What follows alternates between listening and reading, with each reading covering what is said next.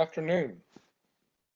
My name is Scott Hicks. I'm director of the Teaching and Learning Center, and I'd like to welcome you with my partner in offering this webinar series, Dr. Miko Nino of the Office of Online Learning, to today's webinar on accessibility and online learning. So thank you for joining us for this partnership between Online Learning and the Teaching and Learning Center. Today's topic is accessibility in online learning, and leading it are Vanessa Hawes, Associate Director of the Accessibility Resource Center, and Debbie Lowry Bullard, Accommodations Coordinator for the Accessibility Resource Center. They're joining us from campus, and we're glad that they are here to share with us the strategies, perspectives, ideas that we need to keep in mind to foster accessibility in all of our online teaching and learning. So I'm going to turn the webinar over to them as they present. I'll be keeping an eye on the chat box if anyone has questions to begin to add those there. And then once they finish their presentation, we'll be able to have some Q&A and conversation. So again, Vanessa and Debbie, thank you for joining us today, and the floor is yours. All right, thank you so much. Good afternoon. Hope everybody's doing well today. We are coming to you from campus 6 feet apart. So we wanted to come talk with you today about accessibility in online learning. With the recent move to fully online course delivery, hopefully this is a very timely bit of information to share. We want to talk with you today about face-to-face versus online accommodations, testing accommodations. Just over a month ago, we sent out secure PDFs and accommodation letters to all UNCP students who have been previously approved for accommodations. We asked that they forward the letters to their professors, which hopefully would open up a discussion of what accommodations may look like in this new online environment. Now for students, nothing much has changed. Accommodations online are going to look pretty much like they do in their seated classes. For other students, things may be quite different. Some students are finding they need to use accommodations online that they did not need to previously use in face-to-face classes. They may not have needed accommodations in the seated environment. So there's several different reasons. Students may apply for services online and they can start the process with ARC anytime. That's why you may see students just now starting to implement accommodations. Not all students necessarily have the required documentation prior to the start of the semester. It's always helpful when they do, but not everyone does. The process is students can apply online at the ARC website. They can submit their documentation. That's then reviewed by the UNCP document committee. They are still working offline. And we would encourage you, anytime you have a question about a student or an accommodation, what things may look like or how they may work, definitely please don't hesitate to call us. If you feel students may need accommodations, definitely please refer them to us. We are happy to troubleshoot and answer questions at any point. Regardless of when a student notifies you and actually starts to use accommodations when they start to implement, which they have the flexibility to do at any time, regardless when they start, accommodations are not retroactive. So again, if you have any questions, I'm more than happy to answer any questions that you have. Next, we want to talk about accommodations. First, we'll talk about access to notes. For our students who have notes accommodations, historically, they haven't requested note takers for online courses. So far, there have been a few requests, but nothing close to the numbers that we have for brick and mortar classes. We began hiring note takers, peer note takers actually, at the beginning of the semester. And by spring break, we had approximately 75 note takers who were providing copies of their own notes for our students with disabilities. At this time, we have about half that amount who email their notes to me, and I'm responsible for forwarding those notes to the students or student who gets those notes. I sent an email to all note takers when we first put on notice that classes were going online, so they'd know what was expected of them. For synchronous classes, I asked them to continue taking notes just as they did in face-to-face classes and email those notes to me. For asynchronous, I told them it wasn't necessary to continue notes, but if they noted important information for themselves, that they could send that information to me and I'd forward it as usual. So far, this has been going smoothly, and there's been no issues with or complaints about notes. And believe me, our students would certainly let me know if there was a problem. Next, we want to talk about the exam proctoring access. For exams, of course, ARC isn't currently proctoring exams in person nor online as we've done in the past since the UNC online proctoring system's been suspended. I believe the online exam platform that we'd begun using when all of this started was Proctorio, but a decision was to be made at the close of business yesterday as to whether or not UNCP would join some other institutions in the system who are going with Respondus as their official online exam proctoring platform. I haven't heard any news today as to the university's decision, so I'm not sure where that's at. If instructors have questions or concerns about extending time for an exam or quiz in Canvas for a student who's approved for that as an accommodation, please contact the help desk at the numbers shown on the slide, or you can send them an email. In addition to those helpful folks, you can also check Canvas guides in Canvas community for helpful tips. Next, we'd like to talk about assistive technology. For students who use assistive technology, or AT for short, instructors don't need to worry about providing that technology. Typically, students who use it came to UNCP already well versed in the technology, or I trained them to use it once they were approved for it here. AT can be anything from no tech to high tech. Examples are handheld magnifiers to view in-hand documents for students with low vision, talking calculators for students who are blind or low vision, smart pens, which is a pen and recorder in one that works with a special notebook, document and screen readers, which is used to read anything online, such as textbooks, exams, websites, etc. Speech-to-text software, also known as voice recognition software, which is used for students who need to write using their voice so that whatever they say is typed on screen. Then they simply do a voice command to print, so they never have to touch the keyboard. Everything's voice activated.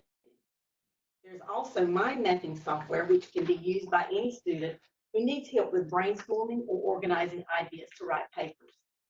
These days, most operating systems have built-in ease of access tools that our tech-savvy students can take advantage of, such as reader screen, magnifiers, etc. Of course, there are other free tools out there and also some that are quite costly.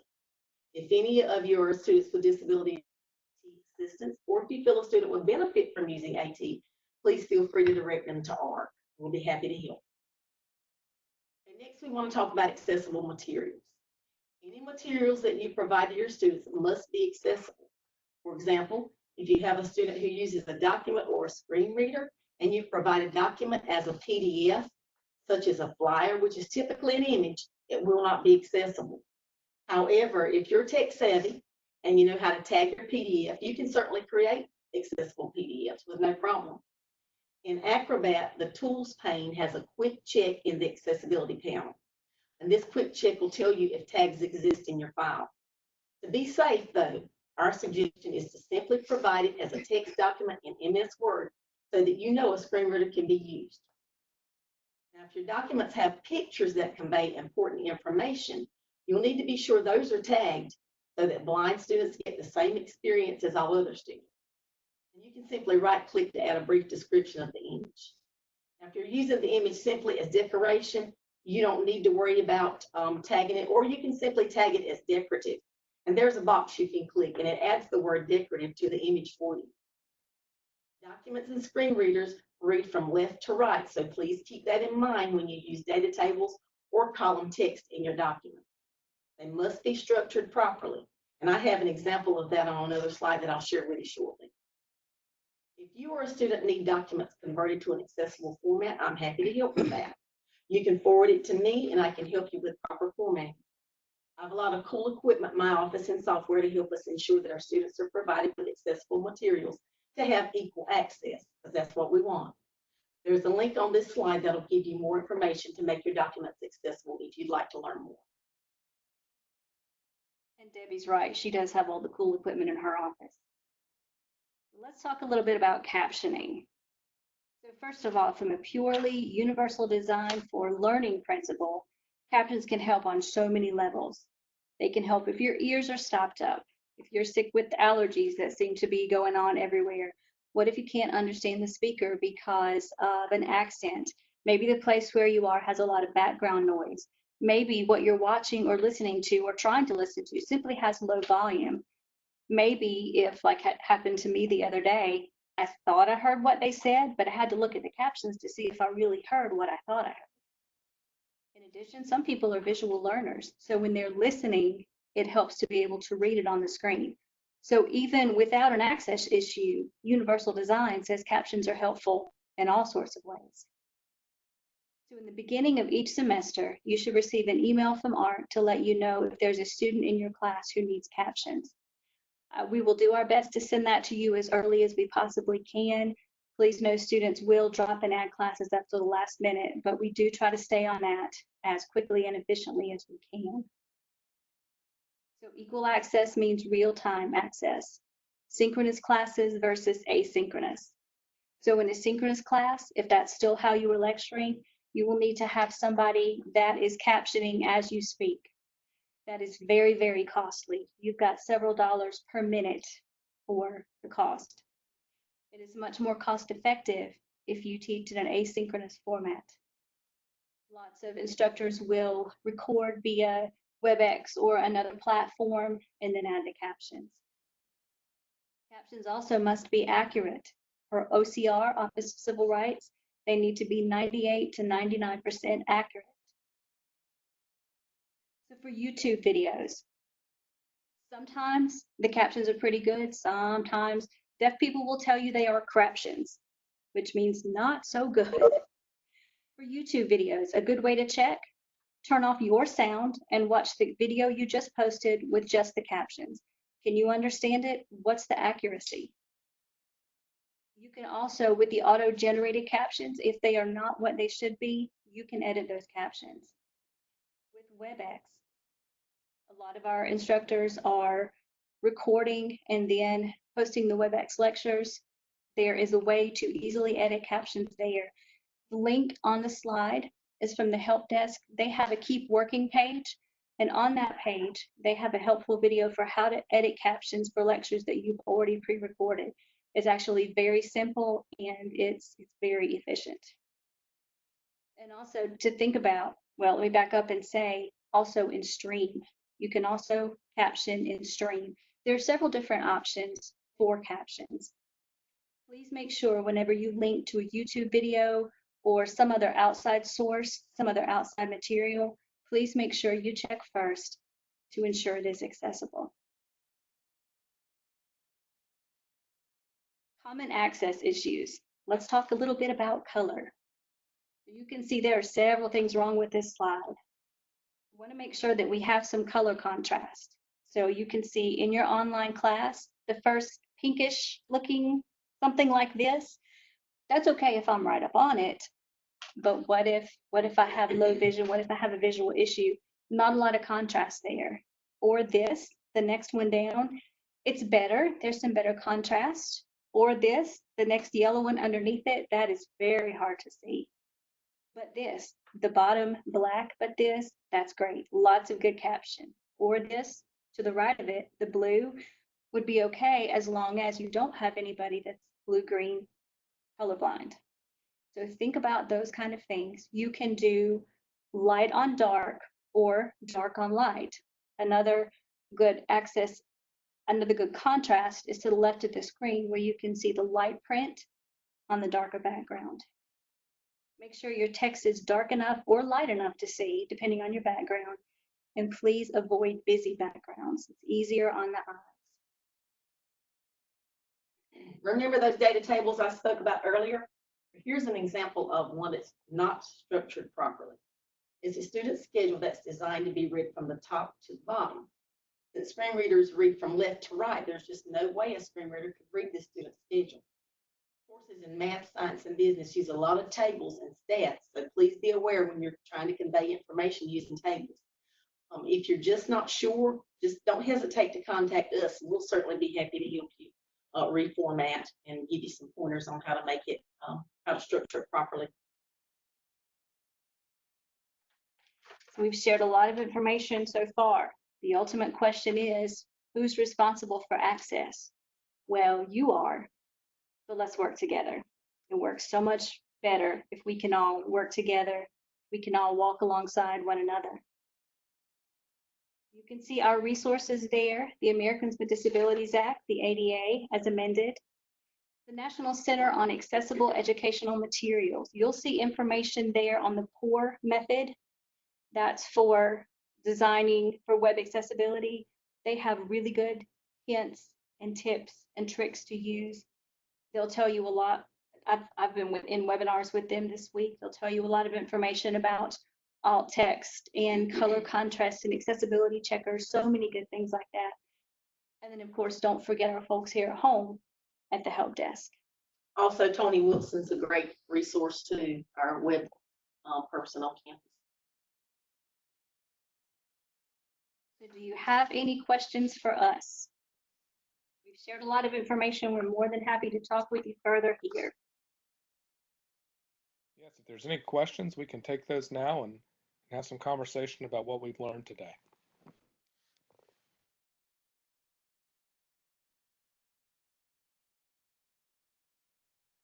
Perhaps I could start with a question. I appreciated this notion of captions, as you talked about with the inadequate or error-filled captions. When you, what are some techniques you have in addition to sort of watching the video without the sound and seeing the captions, or in looking at the WebEx transcripts that we might be uploading? What kind of issues do you see, and how do you advise that we continue to make those even better? Well, to avoid craptions, and I have a lot of deaf friends still, and that's what they call them, to avoid those craptions, think about when you are speaking, if you can speak more clearly, because remember, some of this is, a good portion of this actually is auto-generated. So can artificial intelligence understand what you were saying? Enunciate your words correctly? Sometimes I do that pretty well. Sometimes I absolutely do not. So for me to have a better product, a better end result, I need to be more careful how I am saying, how I'm speaking, and what I'm saying. So if you think about it on the front end, that will be good. You can spot check YouTube videos, spot check things like that to check, see, is it what it needs to be?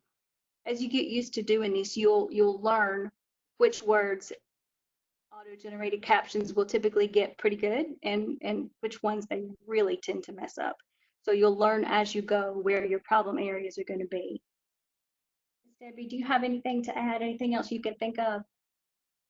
Just remember, most of us around here have terrible accents, and we tend to forget sometimes when we're speaking. So just be aware of our accents and how we need to, like Vanessa said, speak more clearly when we're doing these videos and trying to share those with students who may be deaf or hard of hearing. Yes, and don't forget your local resources. There are a lot of good people around who can help. And I guess too, it helps to have good sound quality, no background noise when you're recording. And it might help to remind students as well to speak, to enunciate as best they can, and to make sure their mics are high quality. That would help because the less pieces, I guess the fewer pieces you have competing for sound quality and clarity, the better. We've had a question on the chat box. When you inform us of a student with disabilities in our class, do you also suggest the kind of accommodations we need to make? Yes, if there are, for that slide, if when I was talking about students who have captions as an accommodation, I will let you know when I email you that this is a student in your, and I'll give you the class title and all that information. I'll let you know they're in your class for whatever particular semester and they require captions as an accommodation. So I'll let you know if that's coming up. Otherwise, you may hear from us, you might hear directly from the students, as we have sent secure PDF accommodation letters to students. Now for our new students, it may come from me initially because we haven't been in the office to secure all the PDFs for our newer students coming in. Therefore, if you have any questions, let us know. But yes, your accommodation letter, you should be able to see exactly what is being asked of you in every situation. Thank you. We have another question. Just to be clear, should captioning be provided on an as-needed basis, or should you have them regardless for all lessons all the time? It would be wonderful if you could provide them for all lessons. That would be the ideal. But truly, if that's why I will let you know once I know that there's a student in your class that needs captions, I'll let you know. The thing to remember there is once you have been made aware of that, once we know of the need, then access is required immediately. So it's better if you can prepare as if there'll be somebody in your class. Of course, that's always better, but I'll let you know if there's truly somebody in there. If there is no one that requires captions, then that's one thing. But when you get the email from us, and as soon as that need has been identified, we will let you know. That's when access is required pretty quickly. And to go back to your presentation, you noted that captions are helpful for individuals who do not need that accommodation. Sure. I think in online classes, students without that accommodation appreciate seeing the transcripts, which they can read when other things are going on, or when they can't be playing sound on their machines. So Certainly, those can you be don't know what low-flying plane or dog or child, or what if the phone rang and you had to get up and leave for a second? There are certainly 1,000 interruptions that can happen. And we have a follow-up question. Do we need captioning when teaching a second language? Most of my instructions are in Spanish. If you have somebody that will need that, then we can talk about that. But right now, this is an access issue for students with disabilities, for hearing issues. We can talk about that individually if we need to. It would certainly, captions are always good. Universal design for learning, they're always helpful. But as far as having them in another language, not necessarily. That may be a, let's talk about that separately if need be. Question two, I think, of the kind of technologies that can accommodate other languages. Perhaps WebEx can or cannot keep transcripts in Spanish. Good question. That is a good question. That's something I would need to research, and I would be interested to know what other platforms support other languages, certainly. We have another question. What if we think a student needs accommodations, but they are not asking for them? You can always refer them to us. I know that's kind of a touchy subject, but you can always say, have you talked with the Accessibility Resource Center? I see this in your work. I see you struggling. Have you had that discussion with them? If you refer them our way, we can certainly say, here's the scope of disabilities that we serve, which is really pretty broad. And we can say here, we can share with them the process. Here's what kind of documentation you need. Here's how all this works. So we're still by phone, by WebEx, via email, we're still talking with students every day about this. So if you can refer them to us, we'll be happy to take it from there. Thank you. I wanted to ask a question too about proctoring and assessments of student learning. From a perspective of universal design, what are your thoughts about proctoring and the kinds of assessments that we can give students online? Okay. So really, I guess it's going to be what's the point of your test? What is the point of the what's your topic and what are you trying to accomplish by that assessment? Is it something subjective? Is it objective? Really, it's gonna be kind of topic specific, I would imagine. Is there something else something else that you're specifically asking? We can continue to think through this. What I was wondering is online gives us the ability to do many kinds of assessments. Sure. And sometimes those assessments might need proctoring, but sometimes they don't.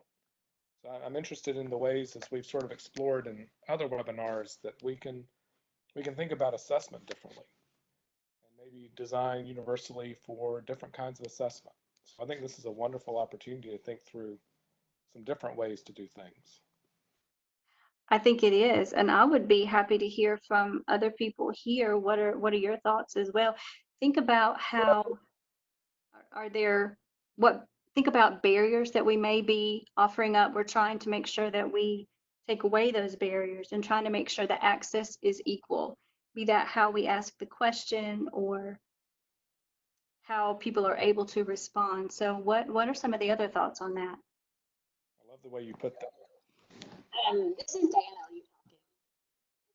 Go ahead. Yeah, it's really interesting because I was doing my Spanish 2 exam, kind of thinking through it, and I thought, okay, they're going to have access to the book. And for me, Spanish conjugations are quintessential for testing, right? But then I took everything off and said, okay, conceptually, how can I test this? How can I test that they understand the concept as opposed to the conjugations? And so my entire exam changed from like memorization exam to how can you apply this? And then I thought to myself, should I have been doing this the whole time with all of my exams?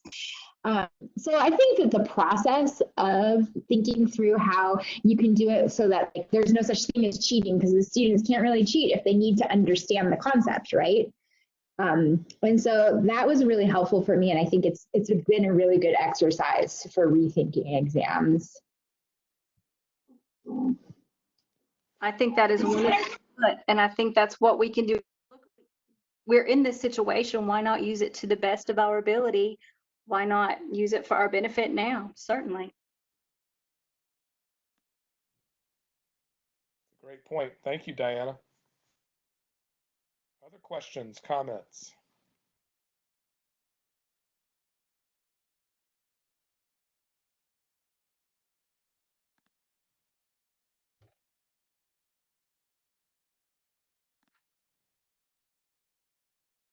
I'll say too that if anyone has any questions, just think about them now. I'm going to just say for a moment to please consider joining the community of practice that the Office of Online Learning and TLC will launch this summer starting in mid-May.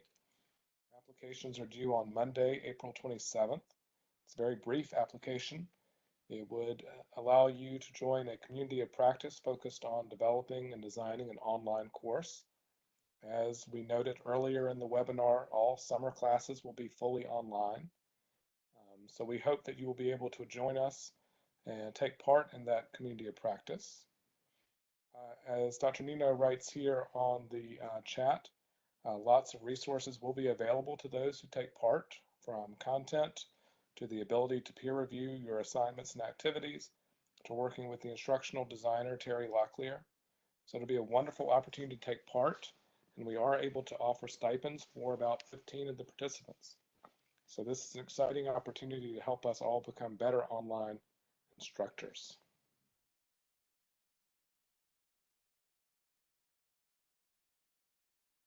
We have a question here as well. What about faculty who need accommodations as they develop content online?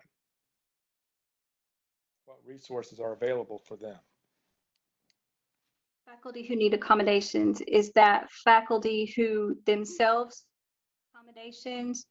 I think Student that is. accommodations come through the Accessibility Resource Center, but faculty themselves who may need accommodations, like the assistive technology that Ms. Debbie spoke about, those kind of things go through human resources. They go through HR. That's who controls faculty, who houses faculty accommodations. Thank you. That's important to know, and thank you for sharing that. Yes, and that will be Nicolette Campos. She is leaving us here at ARC, and she is moving over to Human Resources, in case you don't know, so she will be a great point of contact over there. Making seamless that relationship even more between ARC and HR. Yes, Right. yes, and all that accommodation knowledge, it's really going to be a good, we're sad to see her go, but it's going to be a great thing. Well, it's wonderful to see accessibility knowledge infused throughout campus. Yes. Right. It's a wonderful thing, and I think we should pride ourselves as faculty in this regard. We can do and we can make things accessible, as you noted. Certainly, and it's a work in process, work in progress all the time. We are always learning and growing and changing and improving and tweaking. Part of our process. It's what makes our job the best in the world. Always able to do something different and make it better. Certainly, and it's never the same 2 days in a row. Or 2 hours. True, that too. Hey Scott, this is James. I have a question. Yes, go ahead.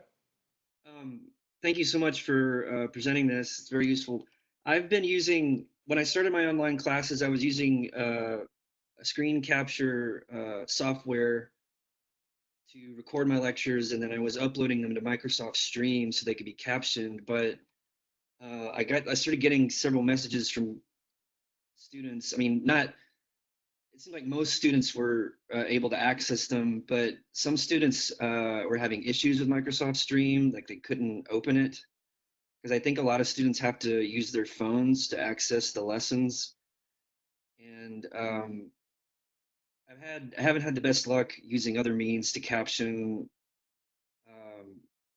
So do you think that just using WebEx to record lessons is the best way to go?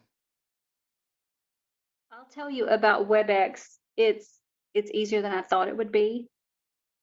I can't tell you exactly, but it's something to, once you record your lecture in WebEx, you're supposed to be able to, maybe on the right side of the screen, I think there is a pane where you can click to see the transcript, you can see the captions, and so you can edit directly there. The help desk just did a video on that. I called them last week and I said, talk to me more about this. And they said, here, just watch the video. I said, oh.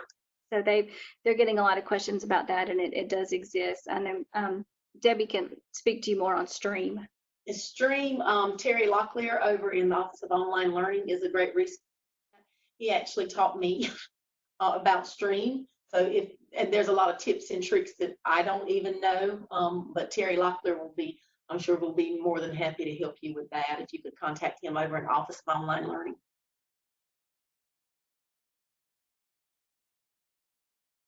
Mr. Kim, I have also one question. Go ahead. Okay. Yes. When I do screen share and go to YouTube link and click the music, many students, all of my students said that they can see the screen, but they cannot hear the music. Do you know the reason? I'm not sure about that, but I would definitely contact the help desk. Okay. Via phone and or email. They're great for troubleshooting, but unfortunately I wouldn't have the answer for that. I'm sorry. Okay, thank you. I will try to ask them. Okay.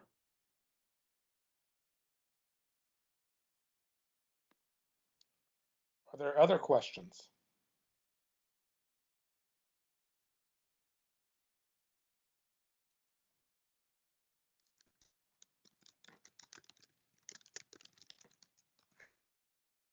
If there are no other questions, we'll wrap up things. I'd like to say that in addition to the Community of Practice for Online Teaching Excellence, please do consider completing the ARC and TLC's Joint Certificate in Accessible and Inclusive Teaching and Learning. This is another way to develop your skills in this important area and contribute to the conversations you might be having with your colleagues in your departments about your teaching in general. So please do visit the TLC website for more information. As always, you can reach out to Vanessa and Debbie in the Accessibility Resource Center. They're an incredible resource, and I'm very happy to call them colleagues because they have been incredibly helpful and insightful to me. So thank you very much, Vanessa and Debbie, for joining us today. Our pleasure. Thank you so much for having us. Yes, thank you so much to the Office of Online Learning, to TLC for their partnership, for hosting and for inviting us to today's meeting. We are so thankful to be able to share this with you today. And thank you all for working so well with us. We are here if you need us. We're more than happy to walk alongside you. Hey, we really appreciate that. And if you have colleagues who might like the information that you saw today, please let them know that it will be posted to Online Learning's YouTube channel tomorrow. So thanks again, everyone. Have a great day. Thank you. Thank you.